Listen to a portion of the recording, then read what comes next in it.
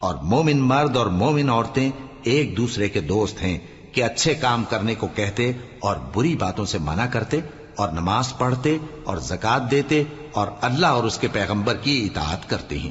یہی لوگ ہیں جن پر اللہ رحم کرے گا، بے شک اللہ غالب ہے، حکمت والا ہے۔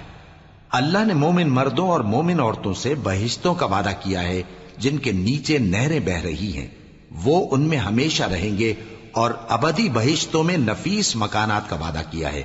اور اللہ کی رضامندی تو سب سے بڑھ کر نعمت ہے، یہی بڑی کامیابی ہے۔ اے پیغمبر، کافروں اور منافقوں سے جہاد کرو اور ان پر سختی کرو، اور ان کا ٹھکانہ دوزخ ہے اور وہ بری جگہ ہے۔ یہ اللہ کی قسمیں کھاتے ہیں کہ انہوں نے تو کچھ نہیں کہا، حالانکہ انہوں نے کفر کا کلمہ کہا ہے اور یہ اسلام لانے کے بعد کافر ہو گئے ہیں، اور ایسی بات کا قصد کر چکے ہیں جس پر قدرت نہیں پا سکے۔ اور انہوں نے مسلمانوں میں عیب ہی کون سا دیکھا ہے سوائے اس کے کہ اللہ نے اپنے فضل سے اور اس کے پیغمبر نے اپنی مہربانی سے ان کو دولت مند کر دیا ہے۔ سو اگر یہ لوگ توبہ کر لیں تو ان کے حق میں بہتر ہوگا، اور اگر منہ پھیر لیں تو اللہ ان کو دنیا اور آخرت میں دکھ دینے والا عذاب دے گا، اور زمین میں ان کا کوئی دوست اور مددگار نہ ہوگا۔ اور ان میں بعض ایسے ہیں جنہوں نے اللہ سے عہد کیا تھا کہ اگر وہ ہم کو اپنی مہربانی سے مال عطا فرمائے گا تو ہم ضرور خیرات کیا کریں گے اور نیکوکاروں میں ہو جائیں گے،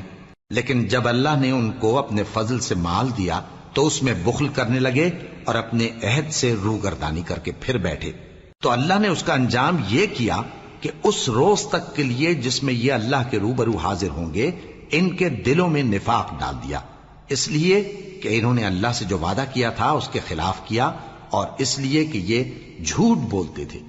کیا ان کو معلوم نہیں کہ اللہ ان کے بھیدوں اور مشوروں تک سے واقف ہے،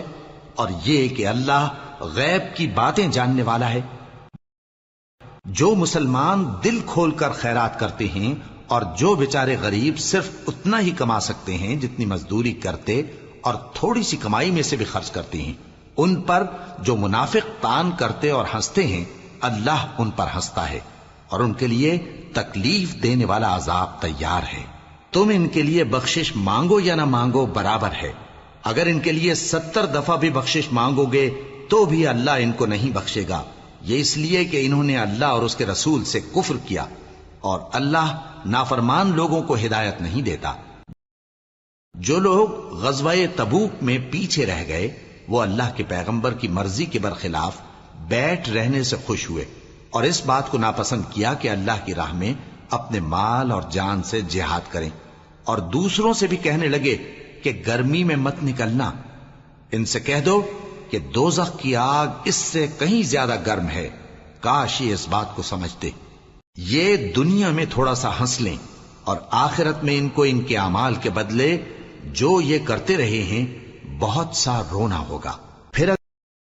اگر اللہ تم کو ان میں سے کسی گروہ کی طرف لے جائے اور وہ تم سے نکلنے کی اجازت طلب کریں تو کہہ دینا کہ تم میرے ساتھ ہرگز نہیں نکلو گے اور نہ میرے ساتھ مددگار ہو کر دشمن سے جنگ کرو گے۔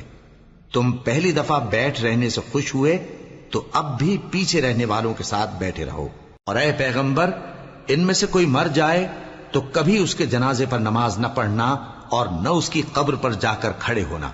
یہ اللہ اور اس کے رسول کے ساتھ کفر کرتے رہے اور مرے بھی تو نافرمان ہی مرے۔ اور ان کے مال اور اولاد سے تعجب نہ کرنا، ان چیزوں سے اللہ یہ چاہتا ہے کہ ان کو دنیا میں عذاب کرے، اور جب ان کی جان نکلے تو اس وقت بھی یہ کافر ہی ہوں۔